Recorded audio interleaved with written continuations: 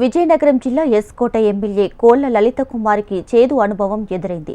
తమ గ్రామానికి రోడ్డు వేయాలని వేపాడ మండలం ఆతవ గ్రామస్తులు 3 రోజులుగా దీక్ష చేస్తున్నారు. అటుగా వెళ్తున్న స్థానిక ఎమ్మెల్యే లలిత కుమారి కారును గ్రామస్తులు అడ్డుకున్నారు. తమ గ్రామానికి ఎప్పుడు రోడ్డు వేస్తారని నిలదీశారు.